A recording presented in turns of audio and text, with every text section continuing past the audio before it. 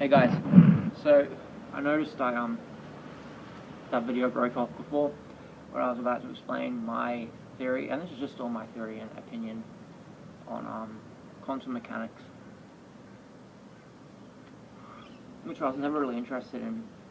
I was more interested in astronomy and general relativity, the big thing, the big picture. But on a subatomic level, it's the science that really doesn't make sense. It's where all that matrix stuff comes in. The movie The Matrix, like the fact that things can be real but not real at the same time. What do you define as real?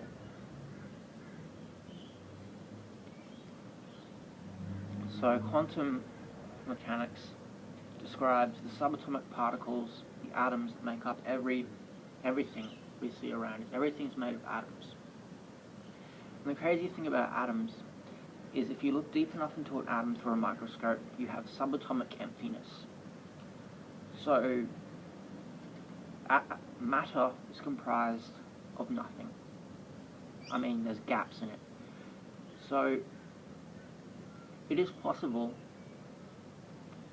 that a higher intelligent being could see right through that subatomic level and put his hand through a wall. It's all theoretically possible because it's not really there. If you know what I mean. So atoms, they create in different frequencies the periodic table elements.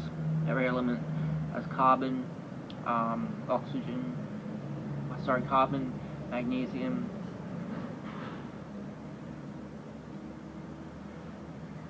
zinc, all those sort of things.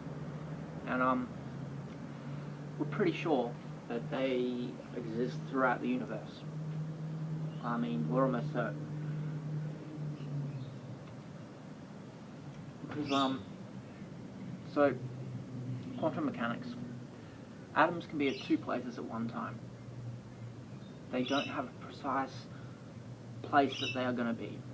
We can predict where they're going to be, but we don't know where they're going to be. For instance, physics says if you throw a ball, that's the action, the reaction is where the ball lands. But quantum mechanics makes up for all the possibilities of it happening in different places. That's where theory of the dimensional, the fourth dimension is space-time. So that's where all that comes in. Atoms work on a very, very existential level.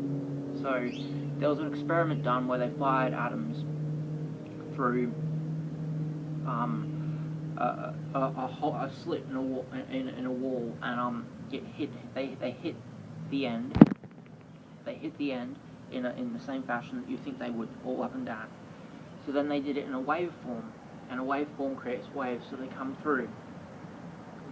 And that means the strongest atom. I'm not too sure about this, so I'll just get to the point. But when they wondered why these atoms were doing this, and so they watched them, they viewed them, and the atoms behaved differently. They knew they were being watched. Well, they didn't know consciously, but they behaved differently because they were being observed. Everything we think we know is real isn't real. And The Matrix is the movie is a perfect illustration of that. Not the sci-fi part, but just the very nature of things. And through Buddhist philosophy and through meditation, I would believe that we can reach a point in consciousness, even through, excuse my neg raving, hallucinogens. I've experienced telepathy, emotional conscious telepathy. I believe all consciousness is connected. It's like a wave. It's like we probably have come to the point where technology has deferred us from feeling those instincts that once were so intrinsic to our nature. So I suggest you check out quantum mechanics because it's quite fascinating. It's the nature of the small things, the subatomic particles, and the very atoms that make us, and the very way they behave. They behave almost on a like they have personalities. It's the other side of general relativity. So general relativity again being the very big, quantum mechanics being the very small. There's quantum chemistry, there's quantum everything, and we're still not sure 100% sure on what quantum is capable of. Quantum goes into the theory that everything travels in energy packets, everything, and that brings in time travel because if you can grab one of those packets of time, you can distort it. You can time travel is possible. There's paradoxes in the past, but because it's easy to travel faster in the future, and because the laws of nature say that you can't break the speed of light. So as Stephen Hawking said, if there's a train that's going around and around the planet at the speed of light, and you were on that train, and you tried to run on that train, the laws of physics would slow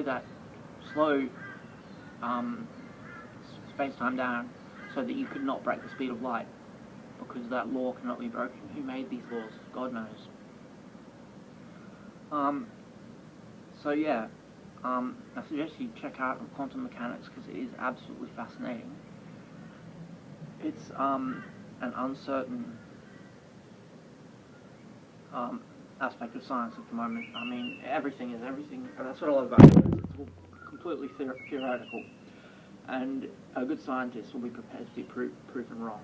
And that's where faith comes back into it. You know, like faith in God.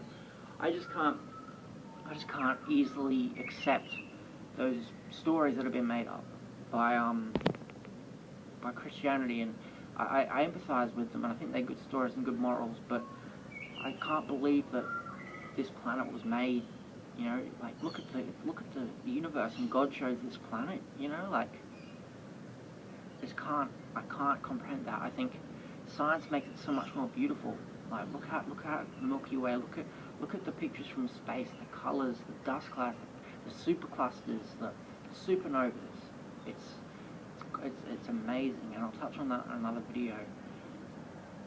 But quantum mechanics, quantum physics, check it out.